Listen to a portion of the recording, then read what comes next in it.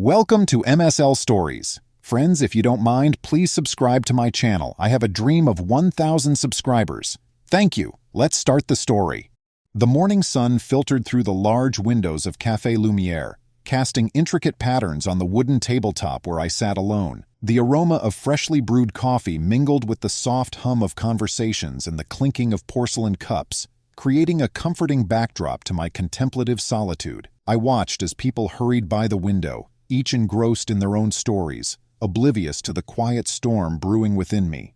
My name is Alex Mercer, and at 35, life had taught me that resilience often wears a humble exterior. As a mid-level manager at Innovatech Solutions, a burgeoning tech startup in Chicago, my days were filled with strategic meetings, project deadlines, and the occasional camaraderie with colleagues. I had never sought the spotlight, preferring instead the steady rhythm of dedication and integrity. Just a few months ago, my world had unraveled. Emma, my wife, had left me abruptly, leaving behind a whirlwind of unanswered questions and a stark reminder of my perceived inadequacies. She had chosen Daniel Hayes, her affluent and charismatic boss, over our modest life together. The divorce was swift, amicable on the surface, but beneath lay a betrayal that gnawed at my sense of self-worth. Despite our brief marriage, Emma had managed to piece together fragments of my life, fragments she never bothered to explore further. It wasn't until a casual conversation with a friend's wife that the truth came to light.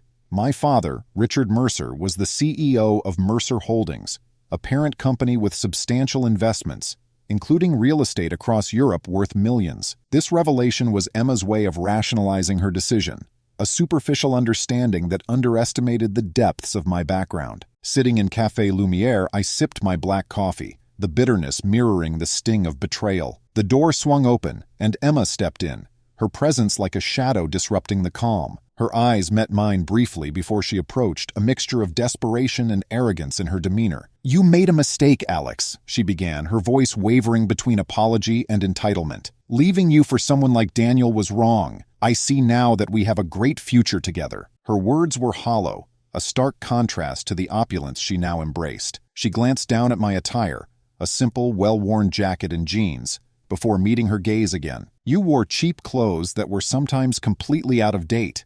You didn't wear any branded clothes, so I didn't think I wanted to continue to see you as my husband. But now, I'm 100% sure that we have a great future." A smirk played on my lips, the absurdity of her realization not lost on me. "Okay, but now I don't see a woman like you around me," I replied calmly. Without hesitation, I turned away, signaling the end of her plea. As she stood there, momentarily stunned, I felt a sense of clarity wash over me. This wasn't about saving a broken marriage, it was about reclaiming my narrative. The seeds of retribution were quietly taking root, and there was no turning back. Days turned into weeks, yet the sting of Emma's departure lingered, a constant reminder of the fragility of the life we had briefly shared. The dissolution of our marriage had been swift, almost too swift, leaving little room for reflection or reconciliation. Emma had cited our financial limitations and what she perceived as my lack of ambition as the reasons for her leaving. It was a narrative that resonated superficially, but failed to capture the complexity of our relationship. In the aftermath, Emma seemed to have seamlessly transitioned into a life of opulence. I learned that she had moved into a penthouse apartment in one of Chicago's most exclusive neighborhoods, her social media ablaze with images of designer outfits, lavish dinners, and exotic vacations. Her new life was a stark contrast to the modest existence we had shared, or so it appeared. Yet, beneath the surface of her glamorous facade, there were cracks beginning to show. Whispers of discontent reached my ears, revealing that Emma was growing increasingly dissatisfied with Daniel Hayes. Despite his wealth and charm, reports surfaced of strained business ventures and a growing distance in their personal lives. It seemed the grass wasn't greener on the other side after all. Yet, Emma remained adamant about her decision, her apologies to me lingering as empty words without genuine remorse. The turning point came during a casual dinner with Mark Thompson, a longtime friend from college. Over glasses of red wine and shared memories, Mark's wife, Laura, mentioned something that caught my attention. She spoke of Richard Mercer, my father, and his role as the CEO of Mercer Holdings, a conglomerate with far-reaching investments, including a significant stake in Hayes Enterprises, Daniel Hayes' company. The revelation was both unexpected and unsettling. My father, Richard Mercer, was a man of quiet strength and unwavering principles. At 60, he had built Mercer Holdings from the ground up, steering it through economic downturns and market shifts with a steady hand. His empire included real estate properties scattered across Europe, with at least 3 prestigious houses valued collectively at over $2.5 million. Despite his success, Richard had always maintained a humble demeanor, prioritizing family and integrity over wealth and status. I also have a younger sister, Laura Mercer, who at 28 has carved out her own niche as a corporate lawyer. Her sharp intellect and strategic mind made her an invaluable asset, not just to our family, but also within the legal circles she navigated daily. Laura and I share a bond forged through shared experiences and mutual respect, often turning to each other for support and counsel in times of need. As the pieces of the puzzle began to fall into place, it became clear that Emma's departure wasn't just a simple case of seeking better financial prospects. It was a calculated move, leveraging the connections and influence that had previously been hidden beneath the surface of our modest life. Her new relationship with Daniel Hayes was more than just an affair of convenience. It was a strategic alliance aimed at elevating her status within circles that I had unknowingly been part of. The revelation of my father's involvement with Hayes Enterprises added another layer of complexity to the situation. It was a connection I had kept discreet, aware of the delicate balance between personal and professional spheres. Emma's discovery of this relationship through a mutual acquaintance was a turning point, exposing not just the superficial reasons for her departure, but also the intricate web of familial ties that she had underestimated.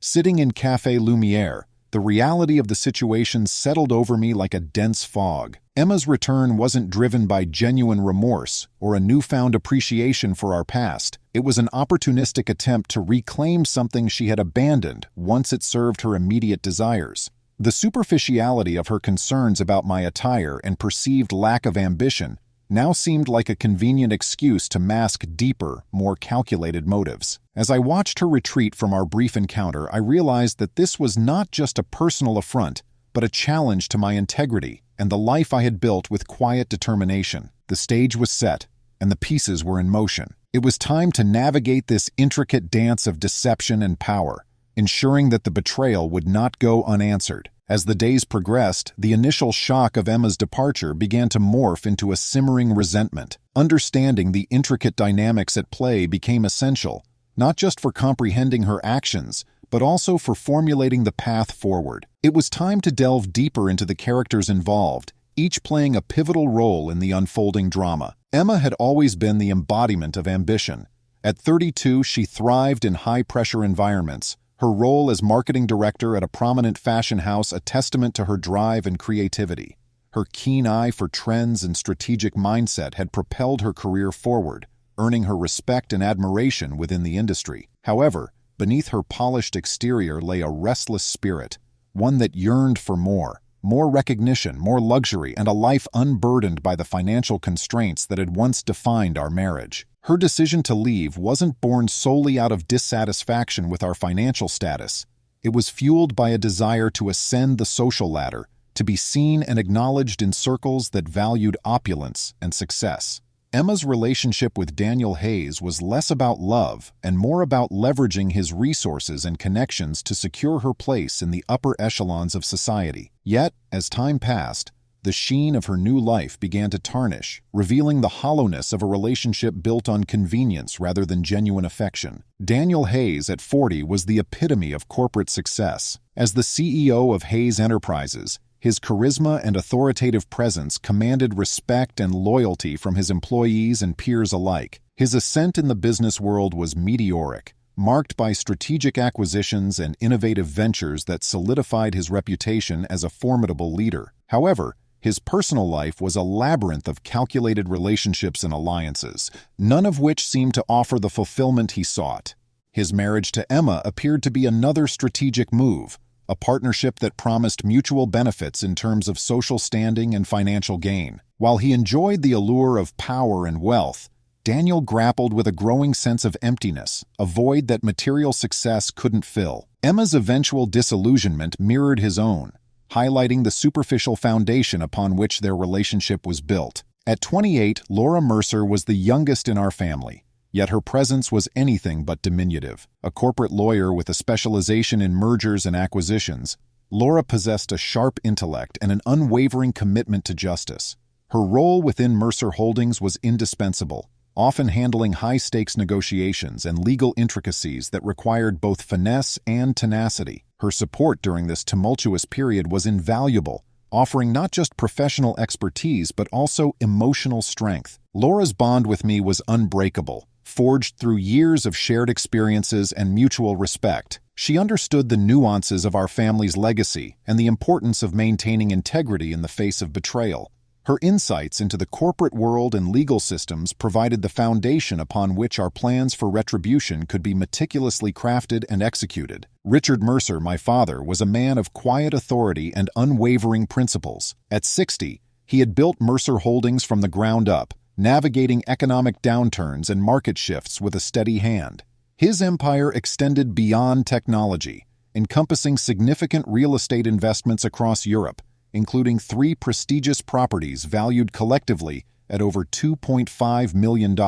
Despite his vast wealth, Richard remained grounded, prioritizing family and ethical business practices over extravagant displays of success. His influence within the corporate world was profound, yet he maintained a low profile, preferring to let his actions speak louder than his words. Richard's support during this challenging time was discreet, yet impactful, providing the necessary resources and guidance without overt interference. His belief in fairness and justice resonated deeply with me, shaping my approach to handling the betrayal we were facing. Interwoven motivations. Understanding the motivations behind each character was crucial in unraveling the complexity of the situation. Emma's ambition and desire for a more luxurious life drove her to seek opportunities that aligned with her aspirations, even if it meant leaving behind the life we had built together. Daniel's pursuit of power and fulfillment led him to form alliances that, while advantageous on the surface,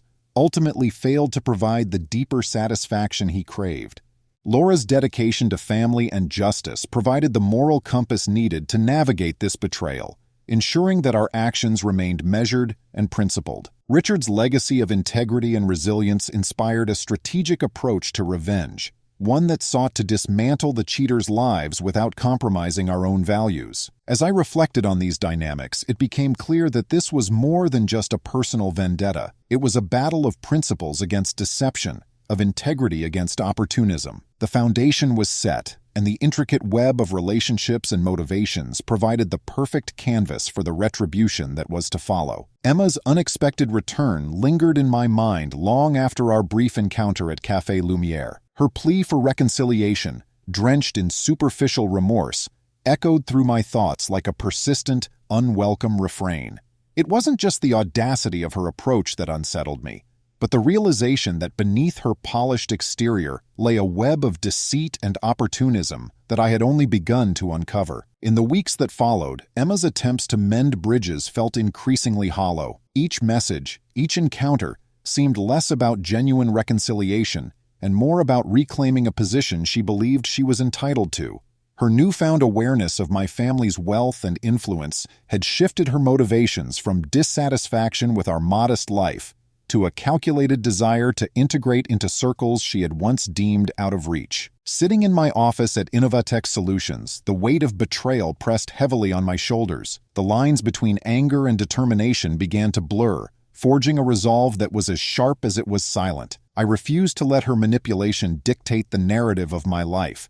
Divorce had severed our personal ties, but the professional and social entanglements she now threatened to exploit demanded a more strategic response. The concept of revenge had never been a part of my moral framework.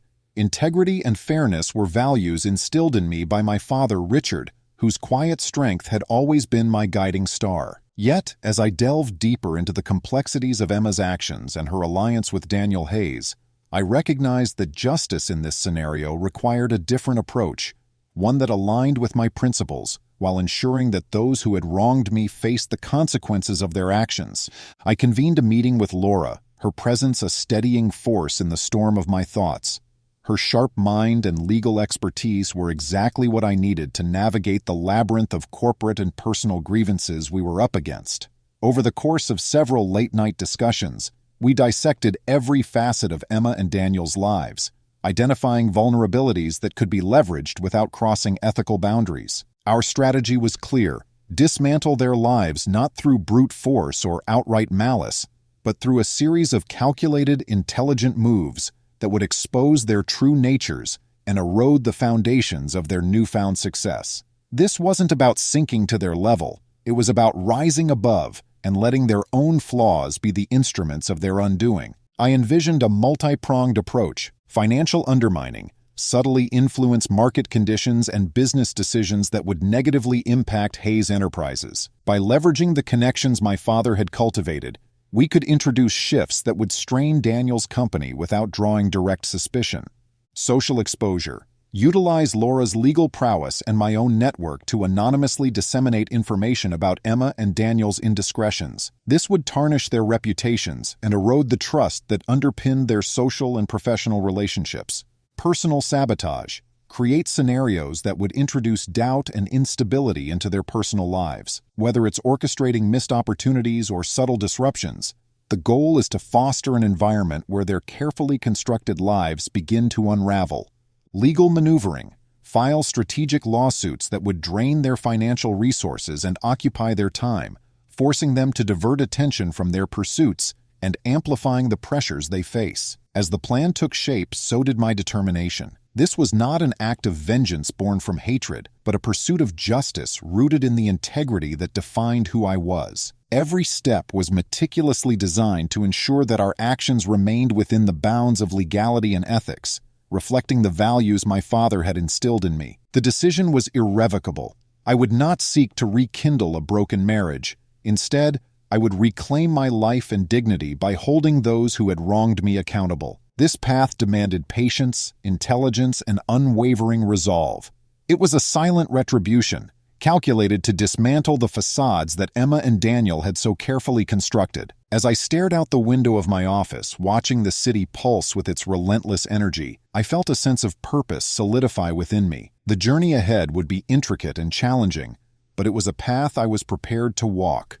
With Laura by my side and the unwavering support of my family, I embarked on a mission to ensure that betrayal would not go unanswered, and that integrity would ultimately triumph over deceit. The quiet of the Mercer household belied the storm that brewed within. Late evenings became our sanctuary, where Laura and I huddled over spreadsheets, legal documents, and countless notes that mapped out our path forward. The air was thick with determination, punctuated by the occasional sip of strong coffee or the rustle of papers being shuffled into place. This was no longer about personal hurt.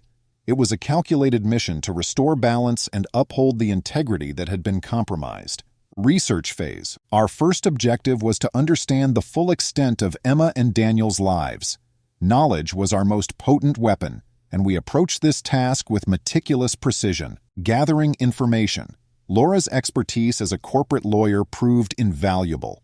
She navigated through public records, financial statements, and legal filings with ease, uncovering layers of Emma and Daniel's professional endeavors. We delved into Daniel Hayes' business dealings, tracing the intricate web of his acquisitions and partnerships. Simultaneously, we examined Emma's rise within the fashion industry, identifying key projects and influential figures she had aligned herself with. Identifying weaknesses. As we sifted through the data, patterns began to emerge, vulnerabilities that could be exploited without crossing ethical lines. Daniel's rapid expansion had left gaps in his company's infrastructure, exposing potential financial instability. Emma's ambition, while a strength, also made her susceptible to overreaching, often leading to strained professional relationships and missed opportunities. We discovered that Hayes Enterprises had recently taken on several high-risk projects that were teetering on the brink of failure. These ventures, if exposed, could tarnish Daniel's reputation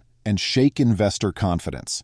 Emma, on the other hand, had been involved in a series of controversial marketing campaigns that, while initially successful, had faced backlash for ethical oversights and cultural insensitivity. Strategic moves. With a clear understanding of their weaknesses, we crafted a multifaceted plan designed to dismantle their constructed facades systematically. Financial undermining. Leveraging my father's influence within Mercer Holdings, we initiated subtle market shifts that would indirectly impact Hayes Enterprises. Through strategic investments and divestments in sectors linked to Daniel's company, we created a ripple effect that strained their financial resources. This maneuver was executed with such finesse that it raised no immediate red flags, allowing the financial pressure to build organically. Social exposure. Harnessing Laura's legal acumen and our discreet network of contacts, we began to anonymously leak information about Emma and Daniel's indiscretions. We targeted media outlets that thrived on scandal, ensuring that the stories were both compelling and damaging. Emma's questionable marketing ethics and Daniel's precarious business ventures became headlines, eroding public trust and diminishing their standing within their respective industries. Personal sabotage. Subtle disruptions were orchestrated to destabilize their personal lives. I arranged for key appointments and opportunities to be double-booked or canceled, creating a cascade of missed chances and growing frustration. Daniel found his business meetings plagued by technical glitches and logistical nightmares, while Emma's meticulously planned events were marred by unforeseen complications. These orchestrated setbacks fostered an environment of doubt and insecurity, making them question their own competence. Legal maneuvering. Utilizing Laura's expertise, we filed strategic lawsuits that targeted specific aspects of Emma and Daniel's professional activities. These legal challenges were designed to be both financially draining and time-consuming, forcing them to divert their attention from their pursuits to defend against the allegations. Each case was carefully constructed to ensure maximum impact without crossing into defamation or other unlawful territories, maintaining our ethical stance while delivering significant pressure. Implementing the plan required a balance of stealth and precision.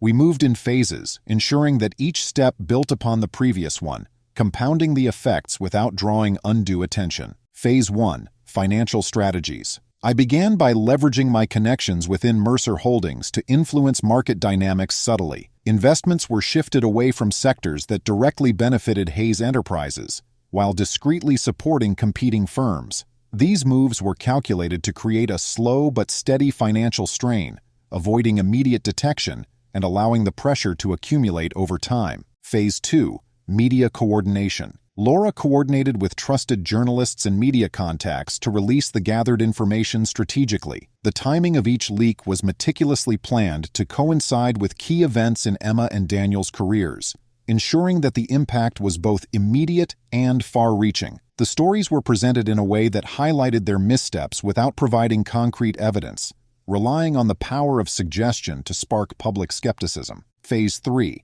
Personal disruptions. I took on the role of orchestrator, using my network to create the subtle disruptions in their personal and professional schedules. It was a delicate dance, ensuring that each interference was minor enough to avoid suspicion but significant enough to cause frustration and doubt. The goal was to erode their confidence and create a sense of instability, making them more susceptible to the other aspects of our plan. Phase 4. Legal actions. Laura meticulously prepared the legal filings, focusing on areas where Emma and Daniel were most vulnerable. Each lawsuit was a calculated strike, designed to exploit specific weaknesses in their operations. The legal battles were swift and relentless, draining their financial resources and forcing them to divert their attention away from their primary objectives. This phase not only weakened their professional standing, but also served as a constant reminder of the consequences of their actions. Throughout the entire process, maintaining our anonymity was paramount. We operated behind the scenes, ensuring that our involvement remained concealed. This required constant vigilance and a commitment to discretion, as any misstep could jeopardize the entire operation.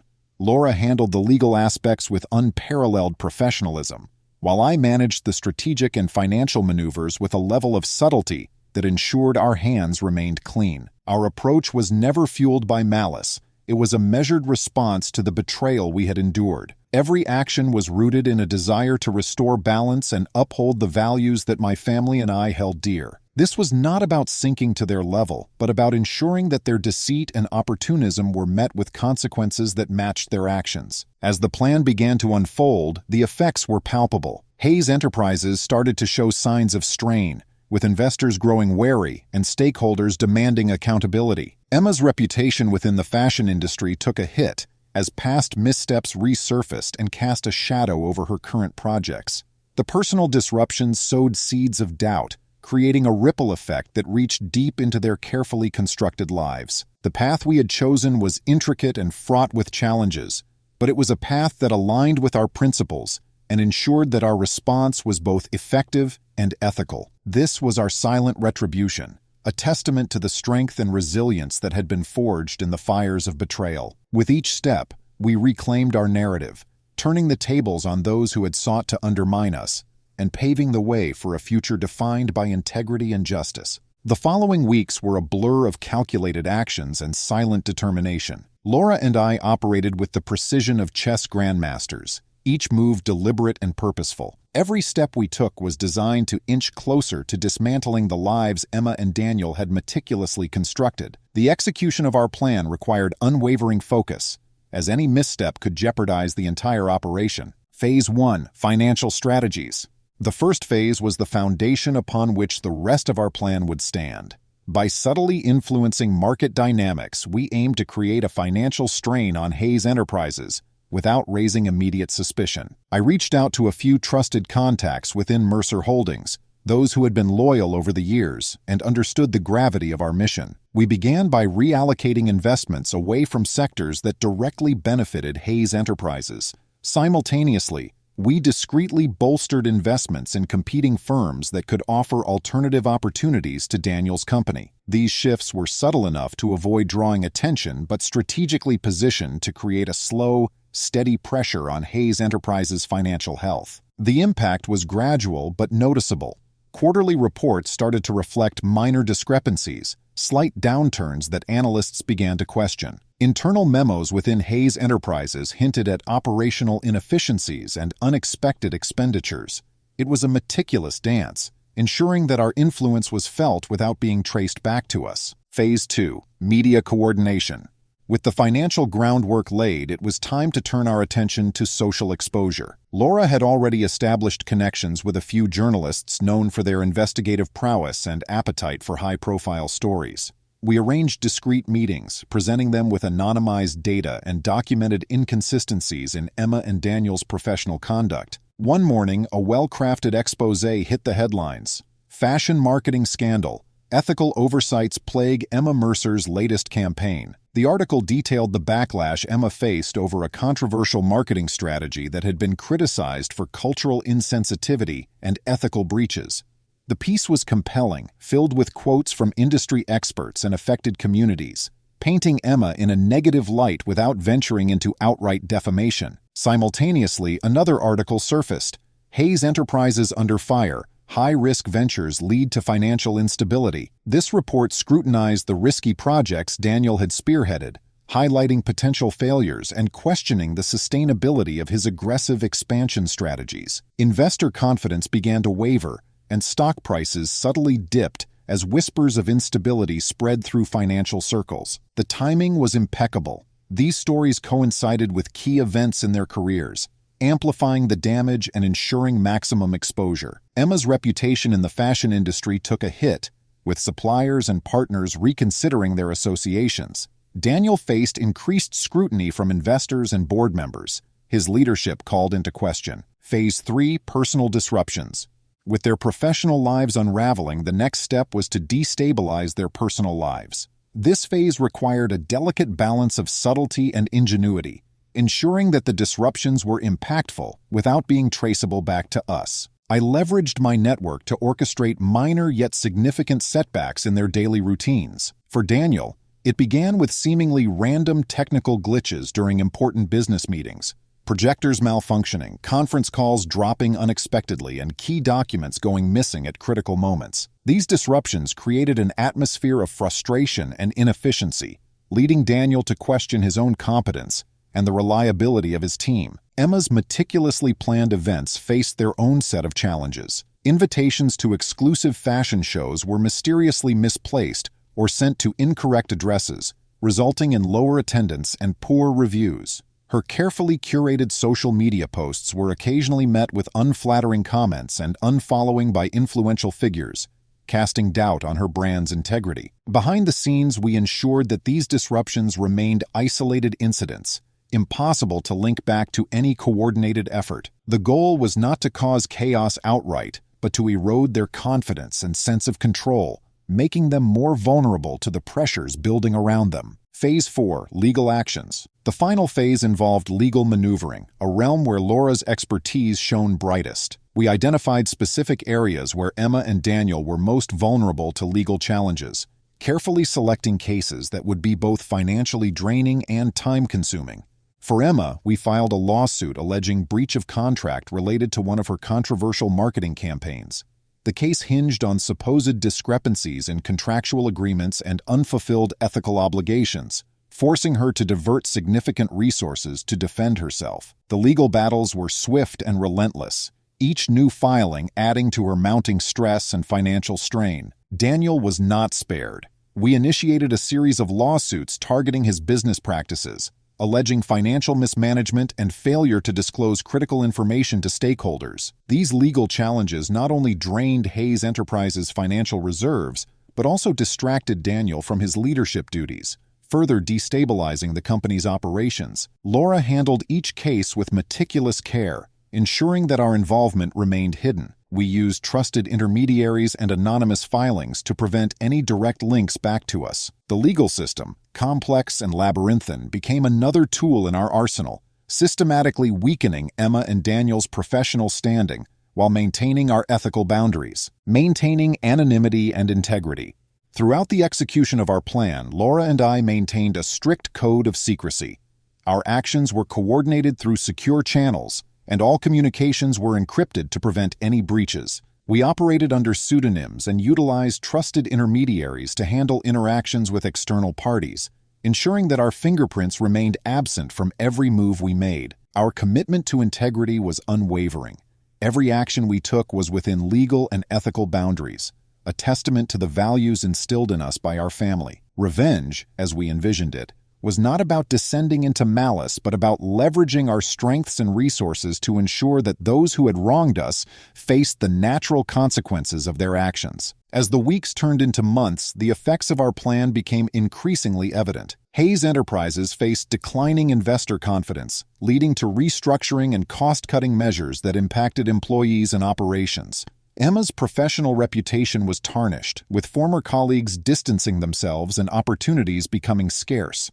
The personal disruptions had taken their toll, leaving both Emma and Daniel grappling with frustration and self-doubt. Our silent retribution was unfolding as intended, a testament to the power of strategic thinking and unwavering resolve. We had set the stage for their downfall without compromising our own values or resorting to underhanded tactics.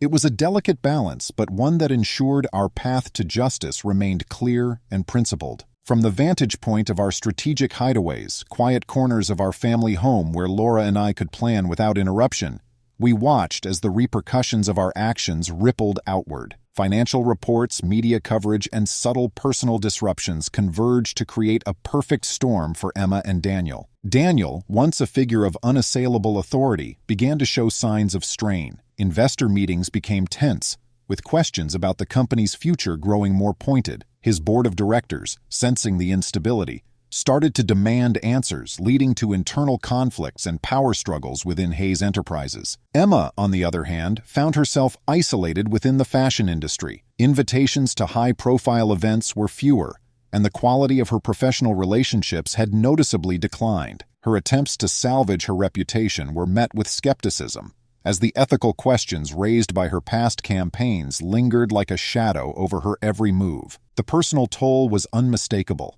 Daniel's confidence wavered, and his leadership faltered under the weight of constant setbacks. Emma's resilience was tested, as the once unshakable ambition that had driven her now became a source of anxiety and doubt. Their carefully constructed lives, built on appearances and superficial success, began to crumble from within. As I sat in my office watching the city's skyline through the tinted windows, a sense of quiet satisfaction settled over me. Our plan had worked, not through brute force or overt aggression, but through subtlety and intelligence. Emma and Daniel were facing the consequences of their actions, their lives unraveling in a way that mirrored the betrayal we had endured. Laura joined me, her expression a mixture of exhaustion and pride. "It's almost done," she said, her voice steady. "They're both losing ground in their respective fields, The lawsuits are still ongoing, but their financial and reputational damage is substantial. I nodded, feeling a weight lift from my shoulders.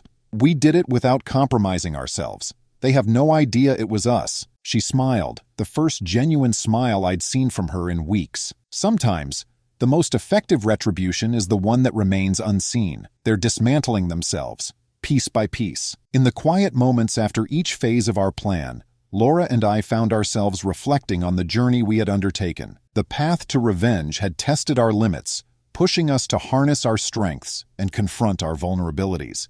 Yet through it all, we remained steadfast, our actions driven by a desire for justice rather than vengeance. The experience had transformed me. I had gone from a man quietly enduring betrayal to someone who actively took control of his destiny, ensuring that those who had wronged me faced the repercussions of their choices. It was a journey of reclaiming my narrative, of standing up for my integrity and self-worth. As the final pieces of our plan continued to take effect, the realization that we had succeeded without losing ourselves brought a sense of closure. The storm that had once raged within me had settled, replaced by a calm determination to move forward and build a life defined by resilience and honor. The culmination of our meticulously crafted plan approached with an almost tangible tension. Months of strategic maneuvering had set the stage for Emma and Daniel's undoing, and now the final acts were about to unfold.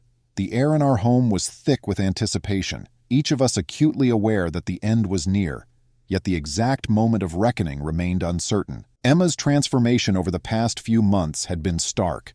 Once the epitome of grace and ambition, she now moved through her days with a visible weight pressing down on her shoulders. The backlash from her controversial marketing campaigns had not only tarnished her professional reputation, but it also strained her personal relationships.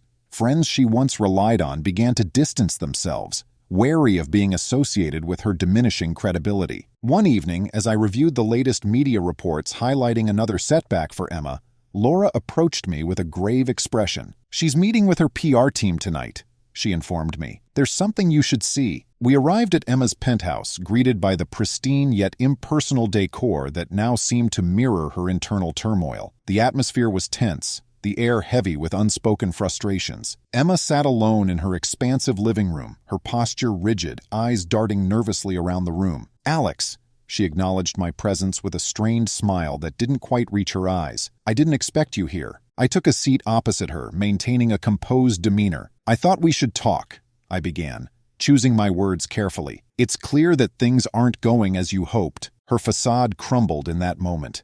Tears welled up in her eyes, a stark contrast to the composed exterior she had tried so hard to maintain. "I thought Daniel was the answer," she whispered, her voice cracking. "I thought leaving was the right choice, but everything is falling apart.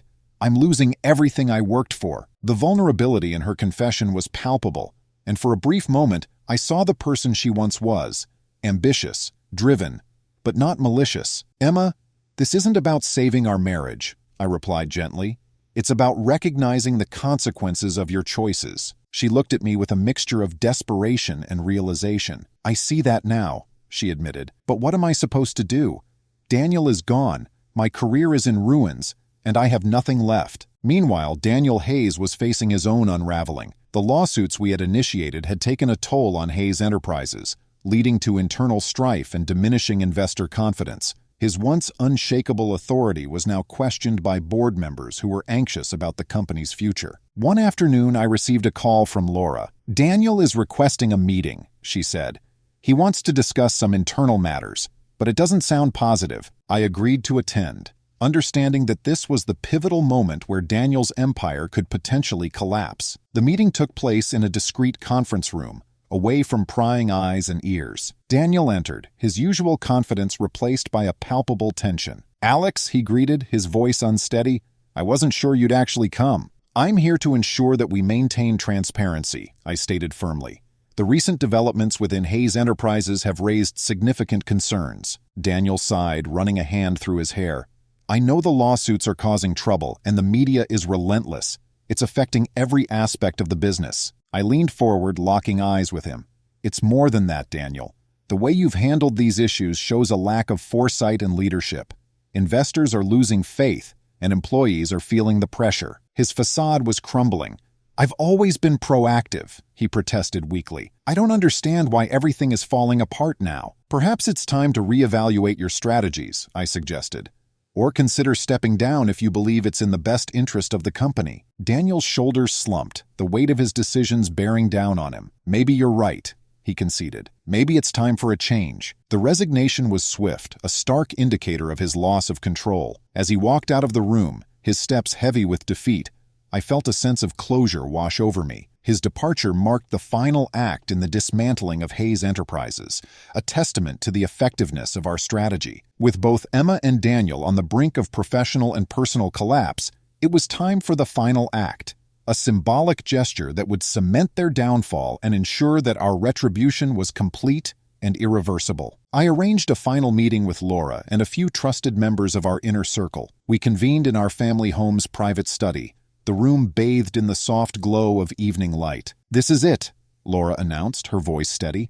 "The last step to ensure everything falls into place." We had orchestrated every detail meticulously. Emma was scheduled to attend a high-profile charity gala, an event she had been keen to sponsor despite her tarnished reputation. Daniel, recently ousted from his company, had accepted a speaking engagement at a business conference, seeking to salvage his public image. The plan was simple yet effective: converge their public appearances in a way that would amplify the impact of their respective downfalls, leaving no room for redemption or recovery. At the charity gala, Emma arrived at the gala, her once elegant attire now looking somewhat disheveled under the harsh lights. As she made her way through the crowd, the media buzzed with the latest scandals surrounding her. Just as she was about to take the stage to make a significant donation announcement, a well-timed leak to the press revealed new, damning evidence of her unethical practices in recent campaigns. The room erupted in whispers and murmurs, the foundation of her credibility crumbling before her eyes. Frozen and unable to proceed, Emma stood on the stage, the weight of her actions and their consequences pressing down on her. The event, meant to showcase her philanthropic side,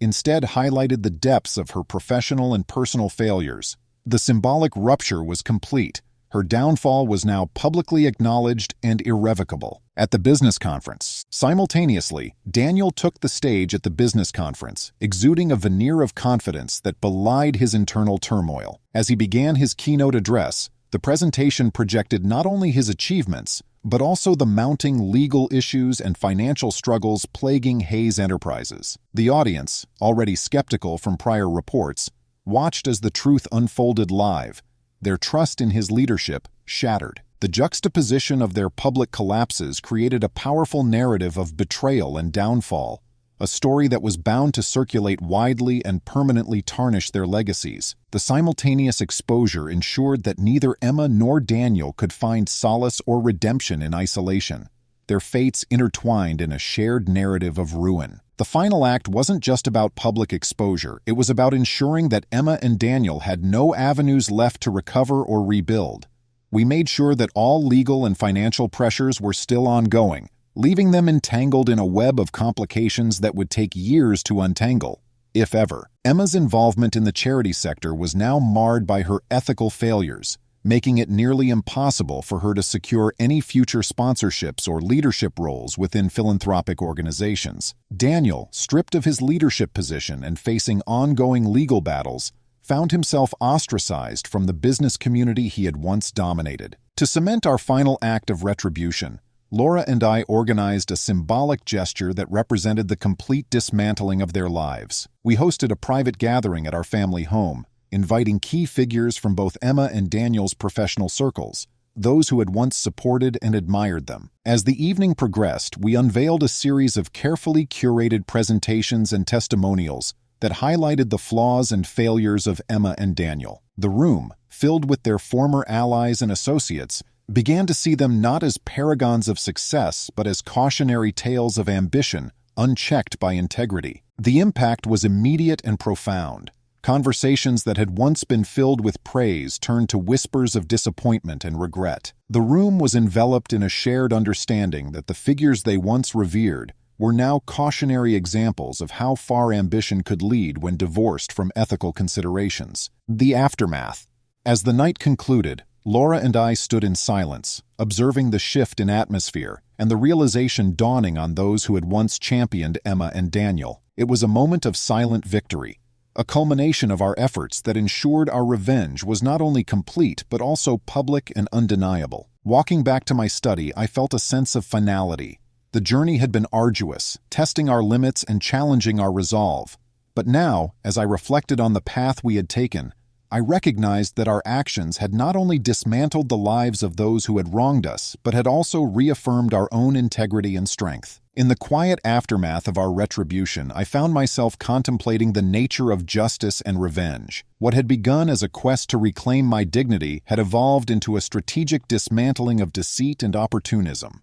While the satisfaction of seeing Emma and Daniel face the consequences of their actions was profound, it was tempered by the realization of the lengths we had gone to uphold our values. Laura joined me in the study, her presence a comforting reminder of the unwavering support that had guided us through this tumultuous journey. "We did what we had to do," she stated, her voice filled with a mixture of exhaustion and pride. I nodded, feeling the weight of our actions settle into a sense of peace. "We ensured that integrity prevailed," I replied. "They chose their paths, and now they must face the repercussions." As I gazed out the window, watching the city lights twinkle against the night sky, I felt a profound sense of closure. The storm that had once raged within me had subsided, replaced by a calm determination to move forward.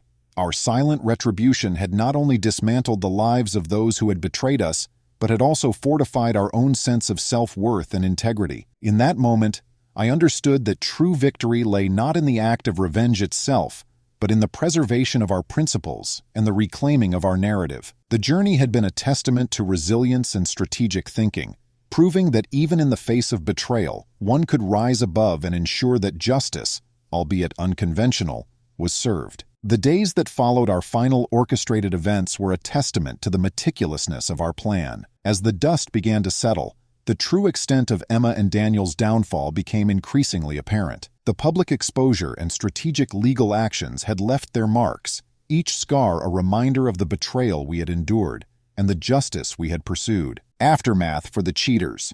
Emma Mercer. Emma's life, once a whirlwind of high-profile events and influential connections, had come to a standstill. The charity gala debacle was just the beginning. Media outlets continued to unearth and highlight her past missteps, painting a picture of a woman whose ambition had overridden her ethical considerations. Invitations to industry events dwindled, and the few she received were often met with skepticism or outright rejection. Her role at the fashion house became untenable. Supervisors, wary of the negative publicity she attracted, began to distance themselves, leading to her eventual dismissal. The legal battles we had initiated drained her financial resources, forcing her to liquidate assets to cover mounting legal fees. Isolated and financially strained, Emma found herself navigating a landscape where every step forward was shadowed by her tarnished reputation. Social relationships, once a cornerstone of her support system, fractured under the weight of her professional failures. Friends and colleagues who had once championed her now avoided her presence, unable to reconcile the woman they knew with the one emerging from the public eye. The isolation was palpable, leaving Emma to confront the consequences of her choices alone. Daniel Hayes. Daniel's resignation from Hayes Enterprises marked a significant turning point. The board, under immense pressure from investors and plagued by internal conflicts, had little choice but to accept his departure. The legal challenges we had set in motion continued to erode the company's stability, leading to further resignations and a loss of investor confidence. Public perception of Daniel shifted dramatically. Once celebrated as a visionary leader, he was now viewed through a lens of skepticism and distrust. The financial instability of Hayes Enterprises became a cautionary tale within the business community, and Daniel found himself increasingly marginalized. Professional opportunities became scarce as his reputation as a capable CEO was overshadowed by the legal and financial troubles that now defined his legacy. Personal relationships mirrored his professional decline. Friends and associates who had once supported his ventures now distanced themselves, wary of being associated with his unraveling empire. The relentless pressure and diminishing support systems took a toll on Daniel's mental and emotional well-being, leaving him grappling with the enormity of his downfall. Protagonist's transformation. As the chaos we had instigated unfolded, I found myself undergoing a profound transformation. The journey from betrayal to retribution had reshaped my understanding of resilience and integrity. No longer the passive individual who had quietly endured Emma's departure, I had become an active architect of my destiny, reclaiming control through strategic and principled actions. Emotional state. The initial surge of anger and the subsequent determination to seek retribution had given way to a deeper sense of peace. The closure I had sought was now tangible, embodied in the dismantling of the lives that had sought to undermine mine. The quiet satisfaction of seeing justice, albeit unconventional, served as a balm to the wounds of betrayal. However, this peace was not without its complexities. The ethical boundaries we had navigated to achieve our goals weighed on me, prompting introspection about the fine line between justice and vengeance. The realization that our actions had profound impacts on others' lives reinforced the importance of maintaining our moral compass, even in the pursuit of retribution. New beginnings. With Emma and Daniel's influence effectively neutralized, I turned my focus inward and toward rebuilding. The professional strain of our plan had taken its toll, but it also unveiled new opportunities. Innovatech Solutions, recognizing the strategic shifts I had implemented, offered me a promotion to a higher management position. This advancement was not just a career milestone, but a reaffirmation of my capabilities and dedication. Family ties, once tested by betrayal, strengthened further. My father, Richard, and sister Laura became pillars of support, their unwavering belief in our mission fostering a renewed sense of unity. Together, we began to explore new ventures, leveraging our collective expertise to embark on projects that aligned with our values and aspirations. Personal growth. The ordeal had instilled in me a profound appreciation for resilience and strategic thinking. I became more attuned to the intricacies of power dynamics and the importance of maintaining integrity in every endeavor. The lessons learned from dismantling deceit and opportunism were not merely tactical, but deeply personal, shaping my approach to both professional challenges and personal relationships. As I navigated this new phase, I found solace in the balance between asserting control over my destiny and preserving the ethical foundations that defined who I was. The journey had been arduous, but it had ultimately led me to a place of self-assurance and clarity, ready to embrace the future with a fortified sense of purpose. Final reflection. Sitting in the quiet of my home office, the city's skyline a distant twinkle against the night, I allowed myself a moment of introspection. The path I had traversed, from betrayal to retribution, had been fraught with challenges and moral dilemmas, yet it had also been a journey of self-discovery and empowerment. The silent retribution we had enacted was not merely an act of revenge, but a declaration of integrity. It was a testament to the strength that lay in strategic thinking and unwavering resolve, proving that one could rise above deception without compromising their values. The closure I had achieved was not just about dismantling the lives of those who had wronged me, but about reclaiming my narrative and reaffirming my self-worth. As the night deepened, the sense of peace that had settled within me was a reminder of the resilience that had carried me through. The storm of betrayal had passed, leaving behind a calm determination to build a future defined by integrity, strength, and the unwavering pursuit of what was right. The weeks following our meticulously executed plan were a period of both reflection and forward momentum. As the dust settled on the orchestrated downfall of Emma and Daniel, I found myself standing at the precipice of a new chapter, one defined by resilience and renewed purpose. Emma and Daniel's lives had been irrevocably altered by our actions. Emma's professional demise was complete. Her once thriving career in the fashion industry lay in ruins, her reputation tarnished beyond repair. Invitations to exclusive events ceased entirely, and the whispers of her ethical missteps became a permanent stain on her legacy. Financially drained and socially ostracized, she retreated into a life of seclusion, her aspirations dashed against the rocks of her own ambition. Daniel, too, faced the long-term repercussions of his downfall.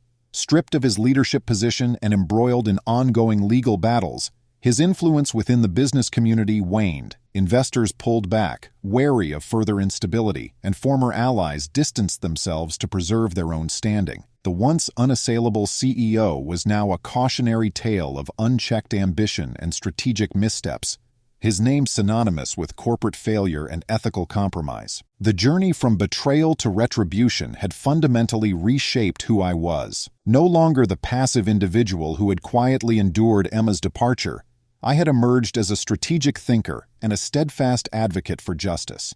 The process had been arduous, testing my limits and challenging my ethical boundaries, but it had ultimately fortified my sense of self and purpose. The initial surge of anger that fueled our plan had gradually transformed into a profound sense of peace. Witnessing the consequences of Emma and Daniel's actions unfold validated our pursuit of justice, affirming that integrity and strategic action could indeed triumph over deceit and opportunism. The closure I had sought was now tangible, embodied in the dismantling of the lives that had sought to undermine mine. However, this peace was nuanced. The ethical considerations we navigated during our quest for retribution lingered, prompting ongoing introspection about the fine line between justice and vengeance. The realization that our actions had far-reaching impacts reinforced the importance of maintaining our moral compass, ensuring that our pursuit of justice remained rooted in integrity. At Innovatech Solutions, the strategic shifts I had implemented did not go unnoticed. Recognizing my leadership and the results of our efforts, the company offered me a promotion to a senior management position. This advancement was not merely a career milestone, but a testament to my dedication and the strategic acumen that had been honed through adversity. It provided a platform to influence the company's direction positively, aligning our projects with the values of integrity and ethical innovation. The ordeal had also strengthened the bonds within my family. Richard and Laura became even more integral to my support system, their unwavering belief in our mission fostering a renewed sense of unity. Together, we began exploring new ventures that leveraged our collective expertise, focusing on projects that emphasized ethical practices and sustainable growth. This collaborative spirit not only bolstered our professional endeavors but also deepened our familial connections, reminding us of the strength we derived from one another. Sitting in my home office, gazing out at the city skyline illuminated by the evening lights, I allowed myself a moment of introspection. The path we had traversed, from the depths of betrayal to the heights of strategic retribution, had been transformative. It had taught me invaluable lessons about resilience, the power of strategic thinking, and the importance of maintaining one's integrity in the face of adversity. The experience underscored that true justice is not about descending into the same moral quagmire as those who have wronged us, but about rising above with dignity and strategic foresight. It highlighted the significance of understanding one's strengths and leveraging them ethically to navigate complex challenges. The journey had also reinforced the importance of trust and collaboration, as the unwavering support of Laura and the discreet guidance of Richard had been pivotal in our success. With the closure achieved, my focus now shifted to building a future defined by purpose and ethical integrity. The promotion at Innovatech Solutions offered new avenues to influence and innovate, allowing me to contribute meaningfully to projects that aligned with my values. Additionally, the strengthened family bonds provided a solid foundation for exploring entrepreneurial ventures that prioritized sustainability and ethical practices. The story of my life had been rewritten, not as a tale of silent suffering and passive endurance, but as one of strategic resilience and principled action. The storm of betrayal had passed, leaving behind a calm determination to embrace opportunities and build a life characterized by strength and honor. The narrative was now one of empowerment, demonstrating that even in the face of profound betrayal, one could reclaim their story through integrity and thoughtful action. As I prepared to step into my new role and embark on future ventures, I carried with me the lessons learned and the strength gained from overcoming adversity. The journey had been a testament to the power of strategic thinking, unwavering resolve, and the importance of maintaining one's ethical foundation. It had proven that true victory lies not in the act of revenge itself, but in the preservation of one's integrity and the reclamation of one's narrative. In the quiet moments of reflection, I understood that the true essence of our journey was not merely about dismantling the lives of those who had wronged us, but about forging a path forward that honored our principles and aspirations. The storm had passed, and with it a new horizon awaited, one illuminated by the unwavering light of integrity and the boundless possibilities of a future defined by resilience and honor. Thank you, friends.